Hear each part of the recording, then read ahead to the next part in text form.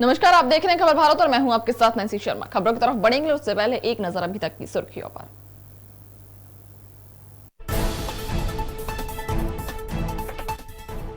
छह सूत्रीय मांगों को लेकर धरने पर बैठी आशा कार्यकर्ता, सीएम हाउस घेराव से पहले ही पुलिस ने बलपूर्वक रोका। पूर्व मंत्री सज्जन सिंह वर्मा ने की पुलिस की निंदा। स्कूल शिक्षा मंत्री इंदर सिंह परमार का वीडियो वायरल। कांग्रेस प्रवक्ता नरेंद्र सलूजा ने अपने ट्विटर अकाउंट पर वीडियो किया जारी। वीडियो में मंत्री अभिभावकों को दे रही धमकी।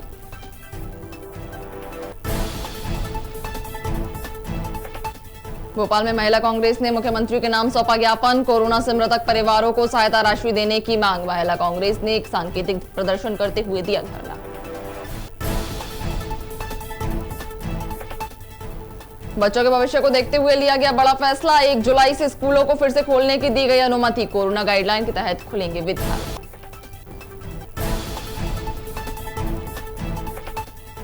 भोपाल में मध्य प्रदेश राज्य सूचना आयुक्त ने पंचायत चुनाव पर लिया फैसला। उम्मीदवारों की सूची और शपथ पत्र वेबसाइट पर होंगे अपलोड। आरटीआई लगाने की कोई जरूरत नहीं।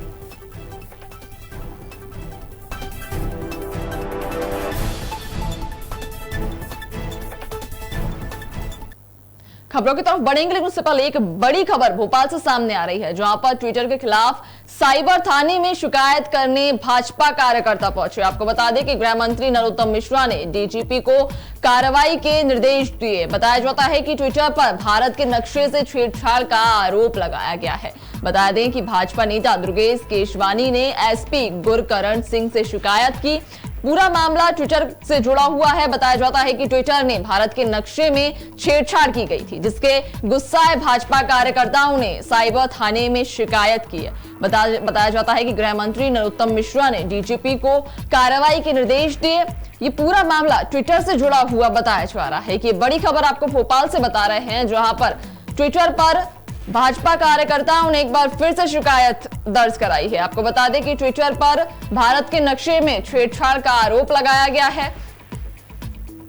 भाजपा नेता दुर्गेश केशवानी ने एसपी गुरकरण सिंह से शिकायत की। वहीं गृह मंत्री नरोत्तम मिश्रा ने डीजीपी को कार्रवाई के निर्देश दिए।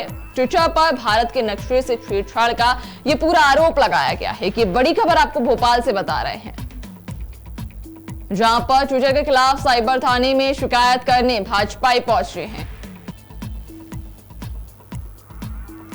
और इस पर अधिक जानकारी के लिए हमारे संवाददाता भरत भूषण हमारे साथ जुड़ चुके हैं। तो भरत, क्या है कुछ पूरा मामला, जिस तरह से ट्विटर पर शिकायत की गई है, क्या कुछ शिकायत यहाँ पर ट्विटर पर की है?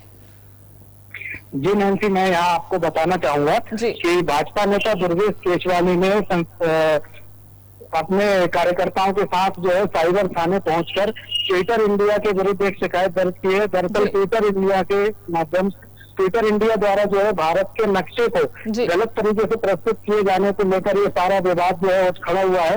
हालांकि इस मामले की जानकारी गृह मंत्री नरोत्तम मिश्रा को भी है और नरोत्तम मिश्रा इस मामले को लेकर सख्त रुख अपनाए हुए हैं। तो यहाँ पर भाजपा क्या कुछ कार्रवाई की मांग कर रहे हैं, ट्विटर के खिलाफ क्या एक्शन लेने की बात कर रहे हैं? जी देखिए, ट्विटर पर 505 धारा के अंतर्गत जो है एक्शन लिया जाएगा जी।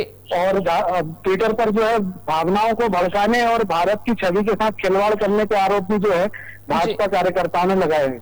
जी चलिए, तमाम जानकारी साझा करने के लिए बहुत बहुत धन्यवाद आपका। तो जिस तरह से हमने यहाँ पर देखा कि ये पहला केस नहीं, इससे पहले भी भाजपाई जो है, केंद्र सरकार ने भी ट्विटर पर काफी आरोप लगाए थे। ट्विटर और केंद्र सरकार के बीच तनातनी चल रही थी, जिसके बाद अब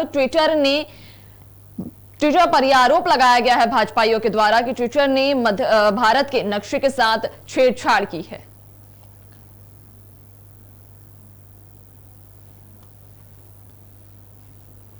तो एक बड़ी खबर आपको हम बता रहे हैं भोपाल से, जहां पर गृह मंत्री डॉक्टर नरोत्तम मिश्रा ने डीजीपी को कार्रवाई के निर्देश दिए। साथ ही उन्होंने ट्विटर पर भारत के नक्शे से छेड़छाड़ का आरोप लगाया है। एक बड़ी खबर आपको भोपाल से बता रहे हैं। आपको बता दें कि इससे पहले भी केंद्र सरकार और ट्विटर के बीच तनातनी चल रही थी, जिसके बाद अभी एक और मामला सामने आया, जहां पर ट्विटर पर भारत के नक्शे से छेड़छाड़ का आरोप लगाया गया है, जिससे गुस्साए भाजपा कार्यकर्ता साइबर थाने पहुंचे और जहां पहुंचकर उन्होंने ट्विटर के खिलाफ एक शिकायत दर्ज कराई है। बता दें कि कई मामलों में यहां पर शिकायत दर्ज करवाई गई है। वहीं पूरे मामले की जानकारी जब गृह मंत्री नरोत्तम मिश्रा को लगी तो उन्होंने तत्काल प्रभाव से डीजीपी को कार्रवाई के निर्देश दिए। भाजपा नेता दुर्गेश केशवानी ने एसपी गुरकरण से शिकायत की। एक बड़ी खबर आपको भोपाल से बता रहे हैं, जहां पर ट्विटर पर भारत के नक्शे से छेड़छाड़ का आरोप लगाया गया है। और इस पर ज्यादा चर्चा के लिए हम बात करेंगे। हमारे साथ भाजपा नेता दुर्गेश केशवानी हमारे साथ जुड़ चुके हैं। दुर्गेश जी, बहुत बहुत स्वागत है आपका खबर भारत में। जी नमस्कार नैन्सी जी नमस्कार। देखिए, जिस तरह से अभी ट्विटर के खिलाफ एक्शन लिया गया है, केस किया गया है, क्या है पूरा मामला? देखिए, ट्विटर पिछले कई समय से आप देखेंगे कि जन भावनाओं को ठेस पहुंचाने का कार्य कर रहा है। जी। इसी तारतम्य में जो भारत का नक्शा है, भारत का जो विभिन्न अंग है, जम्मू कश्मीर लेह लद्दाख जी, उसको उन्होंने छेड़छाड़ करके एक अलग देश दिखाया था। और जब हम बचपन से ही एक ही नारा लगाते हैं जी, कश्मीर हो या कन्याकुमारी, भारत माता एक हमारी, जी, तो ये दुस्साहस ट्विटर ने कैसे किया है और इसके विरुद्ध में शुभ होकर हम लोग सब कार्यकर्ता यहाँ आज सद्भावना अधिकार मंच के कार्यकर्ता यहाँ पे साइबर मुख्यालय पहुंचे हैं और माननीय एसपी से आवेदन दिया है और इस पे कार्रवाई उन्होंने तुरंत कार्रवाई करते हुए जी 505/2 में उन्होंने एफआईआर दर्ज की। जी, तो क्या कुछ कार्रवाई की मांग आप कर रहे हैं कि ट्विटर के खिलाफ क्या एक्शन लेने चाहिए, क्या कार्रवाई होनी चाहिए? निश्चित रूप से सख्त से सख्त कार्रवाई होनी चाहिए। उन्होंने उसी को देखते हुए जी, उन्होंने चाराओं में प्रकरण दर्ज किया है और जो उनके सीईओ हैं मनीष महेश्वरी जी और अन्य लोगों ने जी, उनके विरुद्ध कार्रवाई की मांग जी, क्योंकि देखिए ये पहला मामला नहीं है, इससे पहले भी केंद्र सरकार और ट्विटर के बीच तनातनी चल रही थी और अब ऐसे में एक और ये मामला सामने आया है। इसके बाद लगातार अब फिर से एक बार और ट्विटर के खिलाफ शिकायत दर्ज की गई है, तो क्या कहेंगे? देखिए, मुझे लगता है कि 135 अरब भारतीय और पूरे देश भर में ये दुस्साहस उन्होंने किया है इसमें नक्शे के साथ छेड़छाड़ करके। जी, और पूर्व में भी धीरे धीरे ये हम लोगों की जो मांग थी इसको लेके भी जो केंद्र सरकार के साथ भी जो ये जिस देश में आप जिस चीज को चला उसका कानून सबको मानना है, कानून का सम्मान सबको करना है। ट्विटर कहीं इस सब चीजों से अनभिज्ञ होकर अनेक इस तरह के प्रपंच और षड्यंत्र कर रहा है कि ये एकता अखंडता का वो इसके लिए आज हम इसी तारतम्य में हमने पहुंचे वहां पे। जी, चलिए, खबर वाला से जुड़ने के लिए आपका बहुत बहुत धन्यवाद। जी, तो यहाँ पर हमने जिस तरह से देखा, अभी भाजपा नेता दुर्गेश केशवानी से हमारी बातचीत हुई। उन्होंने कहा कि ये एक ट्विटर ने जो भारत के नक्शे से छेड़छाड़ की है, इससे गुस्साए भाजपाइयों ने साइबर थाने में जाकर रिपोर्ट दर्ज कराई और उन्होंने सख्त से सख्त कार्रवाई की यहाँ पर मांग की है।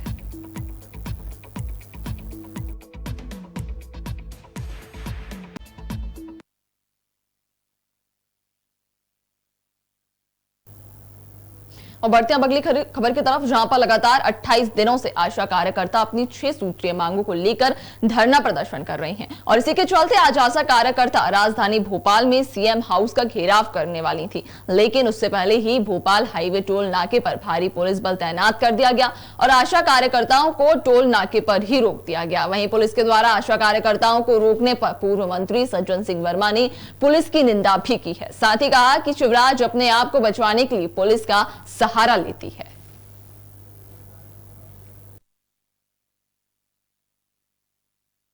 अपने 6 सुप्रीम मांगों के लेके मंगवाने के लिए हमको आश्वासन दिया गया था कि आपको एनआरएचएम से हमको दिया गया था कि आपको 10,000 रुपया वेतन कर दिया गया है।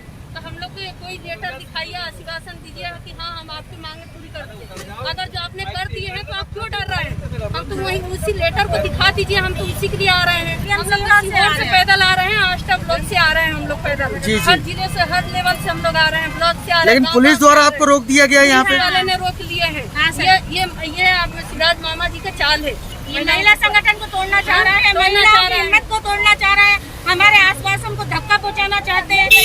ये बताइए, ये भेदभाव है क्या? इंडिया क्या है? इस बात को क्या माने हम? चौहान की भाजपा की सरकार टोटल फेल्योर सरकार है।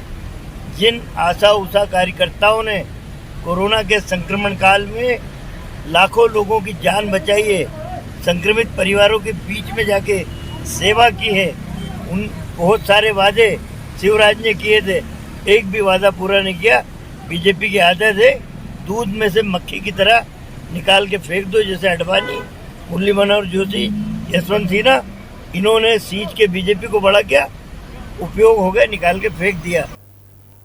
और इस पर ज्यादा जानकारी के लिए हमारे संवाददाता प्रदीप तलरेजा हमारे साथ जुड़ चुके हैं। प्रदीप, देखिए जिस तरह से यहाँ पर आशा कार्यकर्ताओं को रोका गया जब वे सीएम हाउस का घेराव करने पहुंच रही थी, इसी दौरान उन्हें टोल नाके पर ही रोक लिया गया, क्या कुछ पूरा मामला है?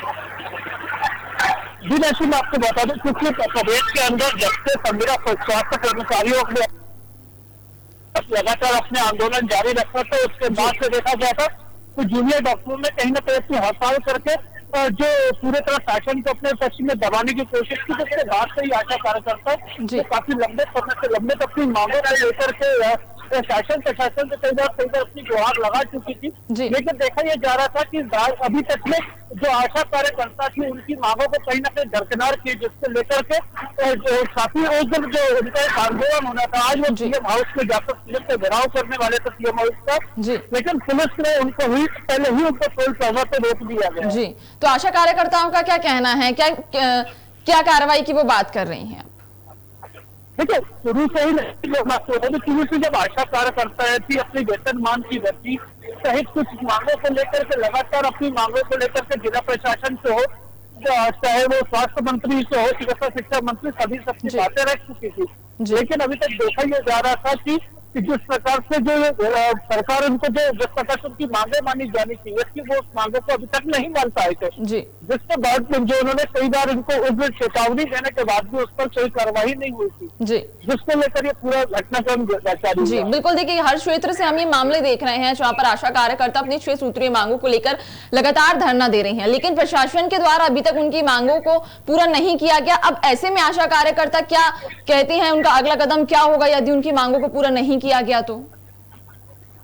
लेकिन ऐसे बिल्कुल जब से ये आशा कार्यकर्ता है कहीं से कहीं तक भी अब चुप होने का नाम नहीं ले रही हैं, लगातार वो अपनी प्रदर्शन को लगातार अपने जिस जगह तक वो पहुंचाना चाहती है उस जगह तक वहां तक पहुंचाने की कोशिश कर रही है, लेकिन देखा यह जा रहा है कि जो प्रशासन के द्वारा लगातार उनको उस जगह निश्चित जगह तक, जैसा जो सीएम हाउस से घेराव करना था, सीएम हाउस से मुलाकात नहीं करने दी जा रही, चाहे चिकित्सा शिक्षा मंत्री की बात करे, उनसे भी वो अपनी बातें कर चुकी, लेकिन अभी तक कोई निष्कर्ष नहीं निकल पाना कहीं ना कहीं ये एहसास कराता है कि आशा कार्यकर्ताओं ने जिस प्रकार से पूरा कोविड के दौरान में कार्य किया था, उसने कहीं ना कहीं उनकी बात उनकी जो चीजें थी उनको नजरअंदाज किया गया, ताकि जो आने वाला समय था उसमें भी और बेहतर कर सकते थे, शासन को यह करना चाहिए था। जी चलिए, तमाम जानकारी साझा करने के लिए बहुत बहुत धन्यवाद आपका। तो जिस तरह से हमने यहाँ पर देखा कि लगातार आशा कार्यकर्ता अपनी 6 सूत्रीय मांगों को लेकर धरना दे रही हैं, हर जगह से आशा कार्यकर्ता ने धरना दिया, लेकिन अभी तक प्रशासन ने उनकी कोई भी मांगों को ना ही तो सुना, ना ही उन्हें पूरा करने का आश्वासन दिया है। और बढ़ते हैं अगली खबर की तरफ, जहां कांग्रेस प्रवक्ता नरेंद्र सलूजा ने अपने ट्विटर अकाउंट पर एक वीडियो जारी किया है। यह वीडियो किसी और का नहीं बल्कि स्कूल शिक्षा मंत्री इंदर सिंह परमार का बताया जा रहा है। नरेंद्र सलूजा ने ट्वीट कर लिखा कि ये हैं मध्य प्रदेश के स्कूल शिक्षा मंत्री इंदर सिंह परमार, और वही कोरोना काल में स्कूल फीस में राहत की मांग को लेकर मिलने आए पालक संघ से कह रहे हैं कि जो करना हो कर लो, जाओ जाकर मर जाओ। 1 अप्रैल से सर स्कूल ऑनलाइन फीस हमसे वसूली जा रही है सर। स्कूल के खिलाफ जी एक बंद कर दिए सर, कुछ नहीं थी, हमें वीडियो नहीं चाहिए, सब समाधान चाहिए। अरे तुम बताओगे हमें वीडियो चाहिए नहीं चाहिए, ये तो मत बनो, काम करो अपना। सर राज्य सरकार में सर हम यहाँ के नागरिक हैं सर, आप ये गलत बोल रहे हैं सर। मर जाए साहब, मर जाए साहब, लेकिन मर जाए साहब, मतलब मंत्री साहब का कहना आप मरो कुछ भी करो, हम कुछ नहीं करेंगे भैया, धक्का प्लेट नहीं होगी, हम लोग कोविड से जान गंवाने वाले लोगों के परिजनों को 1 लाख रुपए की आर्थिक सहायता दिए जाने की मांग की थी, जो कि अभी तक पूरी नहीं हुई है, जिसके विरोध में महिला कांग्रेस ने रोशनपुरा पर सांकेतिक प्रदर्शन किया। साथ ही नायब तहसीलदार को मुख्यमंत्री के नाम ज्ञापन सौंपा गया। इस दौरान महिला कांग्रेस ने कहा कि मुख्यमंत्री ने घोषणा की थी कि कोविड में दिवंगत लोगों के आश्रितों को 1 लाख की मदद की जाएगी। ये घोषणा सिर्फ हवा में ही गूंजती दिखाई दे रही है। देखिए बिल्कुल, हमने आज जो तहसीलदार साहब को ज्ञापन दिया है, हम मुख्यमंत्री जी से मांग करते हैं महिला कांग्रेस के उसमें तत्वाधान में कि जो 1 लाख की घोषणा देने की घोषणा की थी माननीय मुख्यमंत्री जी ने, कोरोना काल में जिनकी मृत्यु होती, जिनके माँ बाप खत्म हो जाते हैं, उन लोगों को क्योंकि माननीय मुख्यमंत्री जी पिछले 15 साल से घोषणाएं करते आ रहे थे और इसीलिए उनको घोषणा वीर भी कहा जाता था और फिर दोबारा उन्होंने आकर यही काम शुरू कर दिया है। तो मुख्यमंत्री जी से मैं कहना चाहती हूँ कि आप घोषणा जरूर कीजिए, लेकिन घोषणाओं को पूरा भी कीजिए, क्योंकि आप जो घोषणा करते हैं उनका प्रचार प्रसार बहुत जोर से होता है, आम जनता को आस दिखा देते हैं, लेकिन फिर वो घोषणाएं होती नहीं है तो वो आम जनता पब्लिक कार्यालय के, कलेक्टर ऑफिस के सबके चक्कर लगा के परेशान है। अगर आप घोषणाएं करते हैं उसको पूरा कीजिए, और अगर नहीं कर सकते तो फिर ऐसा बोलिए भी मत जिससे आम जनता जो आस में आती है और वो फिर वापस लौट जाती है। और कोरोना महामारी के चलते बहुत से लोग इसमें पहले से ही परेशान हैं। तो माननीय मुख्यमंत्री जी, आपको मैं याद दिलाना चाहती हूँ कि जो 1 लाख की आपने घोषणा की थी उसको तुरंत से तुरंत पहुंचाया जाए। कोरोना काल का प्रभाव हर क्षेत्र पर पड़ा है। बता दें कि प्रदेश के अशासकीय विद्यालयों के 40 लाख बच्चे इस महामारी के प्रकोप से अछूते नहीं रहे। जो बच्चे पिछले 15 माह से स्कूल खोलने का इंतजार कर रहे हैं, वही बता दें कि ऑनलाइन पढ़ाई में प्रदेश के 65% स्कूली बच्चे शिक्षण से वंचित हैं। अब प्रश्न ये उठता है कि क्या जनरल प्रमोशन उनके ज्ञान में अभिवृद्धि कर पाएगा। हालातों को देखते हुए 1 जुलाई से स्कूलों को कोरोना गाइडलाइन का पालन कराते हुए फिर से खोलने की अनुमति दी गई है।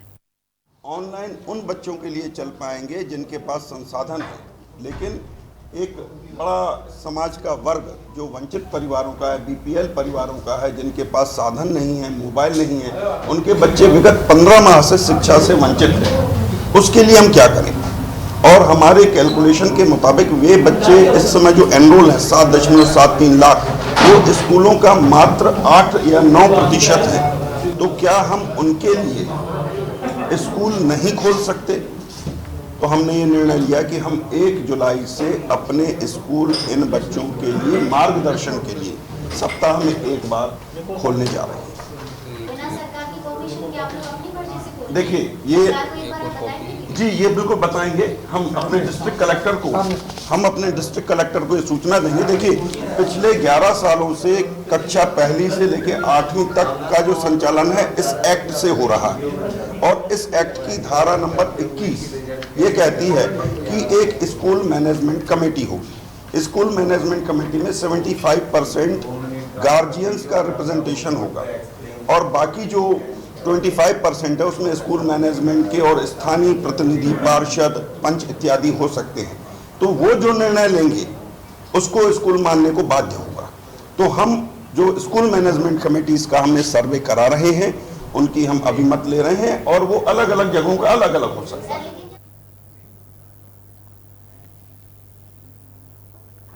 मध्य प्रदेश राज्य सूचना आयुक्त राहुल सिंह ने पंचायत चुनाव पर ऐतिहासिक फैसला लेते हुए कहा कि सभी उम्मीदवारों की सूची और शपथ पत्र वेबसाइट पर अपलोड किए जाएं। यह लोगों का संवैधानिक अधिकार है, इसके लिए आरटीआई लगाने की जरूरत नहीं है। साथ ही वर्तमान पंचायत प्रतिनिधियों के शपथ पत्र आरटीआई दायर होने के 30 दिन के अंदर जमा कराने के निर्देश दिए हैं। आज बल्लभ भवन में माननीय मुख्यमंत्री शिवराज सिंह जी चौहान की अध्यक्षता में संपन्न, जिसमें आज अनेक महत्वपूर्ण निर्णय हुए। मध्य प्रदेश के अंदर सभी चिन्हित स्थानों पर जहां मार्किंग की गई थी वह ऑक्सीजन प्लांट जल्दी से जल्दी लगाने के उद्देश्य से आज निर्देश कैबिनेट में मुख्यमंत्री जी ने दिए। इसमें वो सारी चीजें जो प्लांट लगाने वालों को 50% सब्सिडी जो उस समय देने का तय किया था, कोविड की गंभीरता जब बनी हुई थी, वो आज भी यथावत कायम है। बिजली की दरों में रियायत का जो समय था वो आज भी कायम है, 1 रुपए प्रति यूनिट वाला। अब अग्निशमन यंत्रों पर भी जो सब्सिडी उस समय देने का कहा था वो वर्तमान में लागू है और शीघ्र लगाने के आदेश आज कैबिनेट के द्वारा किए गए। मध्य प्रदेश में आशा ऊषा कार्यकर्ता संगठन के द्वारा अपनी 6 सूत्रीय मांगों को लेकर हड़ताल लगातार जारी है। लेकिन बात की जाए भिंड की, तो जिला अस्पताल परिसर में हर रोज नए रूप में आशा ऊषा कार्यकर्ता की हड़ताल धरना प्रदर्शन किया जा रहा है, जिसमें कभी पेड़ पर चढ़कर प्रदर्शन तो कभी काली माता के रूप में झांकी दिखाकर तो कभी रात में ढोलक पेटी पर भजन कीर्तन गाते हुए धरना प्रदर्शन किया जा रहा है। बता दें कि प्रदर्शन को 1 महीने पूरे होने को आए हैं और आशा उषा कार्यकर्ताओं ने पद यात्रा निकालते हुए रैली प्रदर्शन भी किया। वहीं कहा जाता है कि अब आशा उषा कार्यकर्ता भोपाल में कूच करने की तैयारी में है। कलेक्टर से भी लिया कि मैं कल पैदल यात्रा निकालेंगे, तो हमारी बहन के संग कोई सुविधा नहीं है। आपको दिख रही है कोई सुविधा? क्या कोई मार डाले, कोई पुलिस वाला नहीं है, कोई सुविधा नहीं। आज हमारी बहनें बड़ी जोश में। आप लोग कहाँ जा रही हैं? भोपाल जाएंगे। भोपाल कहाँ, किसके पास? शिवराज सिंह भैया, मुख्यमंत्री शिवराज सिंह के पास। आपको लगता है आपने 29 दिनों पे अपनी हड़ताल पे बैठी हैं, क्या भोपाल जाके आपकी समस्या को सुलझा जाए? जरूर होगी हमारी समस्या। हमारी बहन की जो पहले कही है जो चंबल संभाल बैठेंगे बहन हमारी गिरफ्तार किया है, अगर आपको भी गिरफ्तार किया जाता है कर लो मैं गिरफ्तार, कोई डर नहीं है। अभी हो जाता कोई डर नहीं। आपके साथ कितने आशा उषा कार्यकर्ता है भोपाल के लिए कूच कर रही हैं? भोपाल के लिए अभी हमारी तक यहाँ चली गई ना, इंतजार करेंगे। क्या नाम है आपका?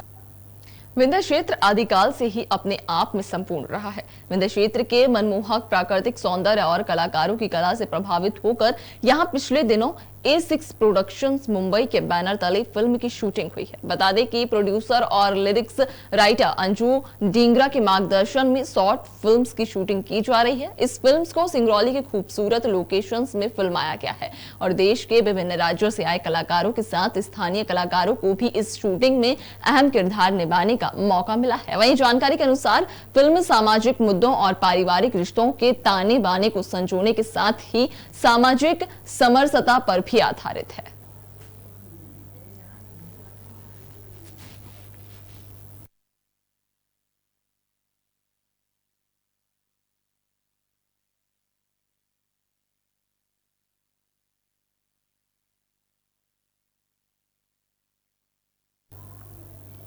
युवा कांग्रेस के प्रदेश अध्यक्ष विक्रांत के भूरिया ने प्रदेश सरकार पर टीकाकरण को लेकर आरोप लगाते हुए कहा कि भाजपा सरकार की नीति पर भी सवाल उठाए हैं। इस दौरान विक्रांत भूरिया ने कहा कि टीकाकरण अभियान में जमकर फर्जीवाड़ा हो रहा है।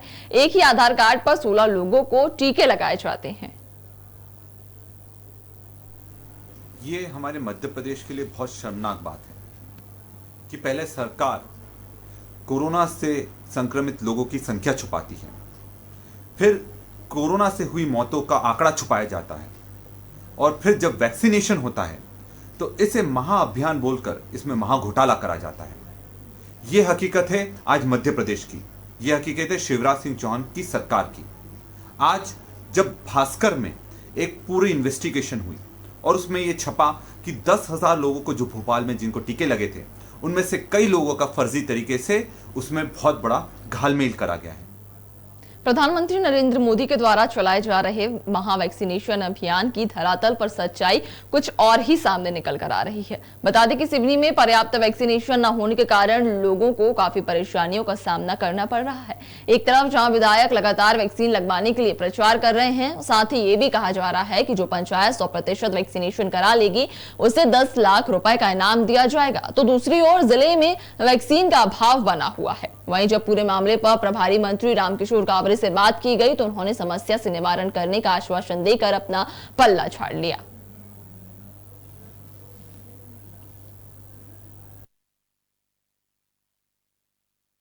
चार दिन से हम लोग आ रहे हैं जा रहे हैं, 5-6 दिन हो गए। ये लोग आधार कार्ड पीछे से गट्ठा बना के पीछे से जेब से ले जा रहे हैं और उधर जाके अंदर जमा कर रहे हैं हम लोग। मेरा बेटा 3-4 दिन से हो गए चक्कर काट रहा है। मेरा बेटा भी डॉक्टर है और वो लड़की यूपीएस तैयारी कर रही, बाहर जाके वो क्या कर रही, वो बाहर से आई इंजेक्शन लगवाने के लिए। अगर 18 साल से पहले की लगती तो हम लोग पहले से लगवा लेते। मेरे को कोरोना हो गया इसलिए मैंने नहीं लगवाई। 3 दिन से वापिस जा रहा हूँ यहाँ पे, मुंह देख के यहाँ पे आधार कार्ड लिया जा रहा है। और मेरा बेटा क्या ले रहा हूँ, मैं तुम्हारी सबकी वीडियो बनाऊंगी। खुद मैं पढ़ा लिखा डॉक्टर होने के बाद मैं वेट कर रहा हूँ, ईमानदारी से लगना चाहिए, लेकिन ईमानदारी से नहीं लग रहा है वैक्सीनेशन यहाँ पे। वैक्सीन लगवाने आए थे? यस सर, वैक्सीन लगवाने आए थे। कल भी आए थे, लूघरवाड़ा से आ रहे हैं, आज भी आए थे। 2nd डोज लगवाना। अच्छा, वैक्सीन उपलब्ध नहीं है? वैक्सीन उपलब्ध नहीं है। अरुण राउत राउत। कार्यालय से कल ऑफिस छोड़ के वैक्सीन लगाने गए, वहाँ भी बता दिए कि पहले यहाँ आए तो यहाँ बोल दिए कि इंजेक्शन खत्म हो गया। देखिए, जब वैक्सीन लगाने की बात आ रही थी तो ये वही कांग्रेस है जिन्होंने लोगों को भ्रम फैलाने का काम किया था कि वैक्सीन लगाने से लोग मर जाते हैं, लोग बीमार हो जाते हैं। ये वही कांग्रेस है।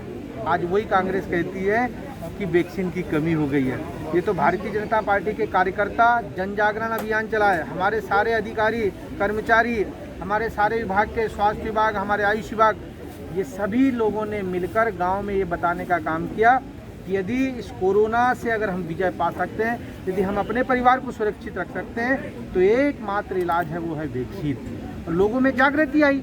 अब जागृति आई तो आप देखते होंगे जहाँ पर भी वैक्सीनेशन सेंटर है, लोग चुनाव में जैसा वोट डालने जाते हैं ना अपना परिचय पत्र लेके, वैसा है आपको वैक्सीनेशन सेंटर में परिचय पत्र लेके लाइन से लगे हुए लोग मिलेंगे। राजधानी भोपाल से मात्र 40 किलोमीटर दूर एक ऐसा वृक्ष भी है जो अपने आप में ही अनोखा है। बताया जाता है कि इस वृक्ष की स्थापना सैकड़ों वर्ष पहले धार के नरेश महाराज यशवंत सिंह पंवार ने की थी। ऐसा वृक्ष भोपाल संभाग और आसपास के संभागों में बैरासिया के अलावा कहीं भी नहीं पाया जाता। इसके तने की मोटाई इतनी है कि 10 से 15 लोग भी बाहें फैलाकर नापे तो भी नाप नहीं पाते। यहाँ के रहवासियों के बुजुर्ग ने कई वर्षों से इस पेड़ को ऐसा ही देखा है और इस पेड़ पर फिल्म शूटिंग भी हो चुकी है।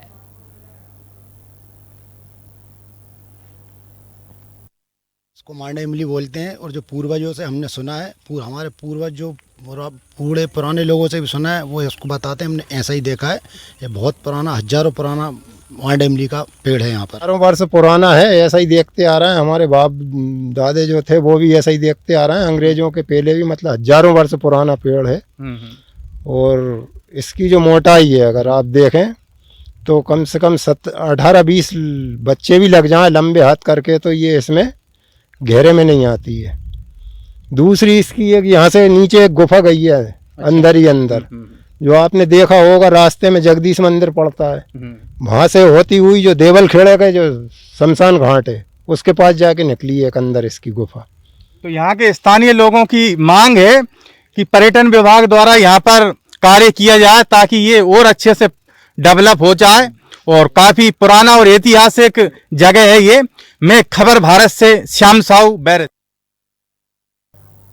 सिंगरौली जिले की चितरंगी तहसील के ग्राम परसोहर में एक ऐसे वैद्य हैं जिनके सामने बड़े बड़े हड्डी के विशेषज्ञ भी फेल नजर आते हैं। आपको बता दें कि वैद्य ने पढ़ाई के नाम पर ना तो MBBS की है और ना ही MD किए हैं, फिर भी किसी MBBS और MD से कम नहीं है। वहीं बताया गया है कि वह करीब 30 वर्ष से समाज सेवा कर रहे हैं और लोगों का कहना है कि टूटी हुई हड्डियों को जोड़ने में वैद्य काफी कलाकार हैं।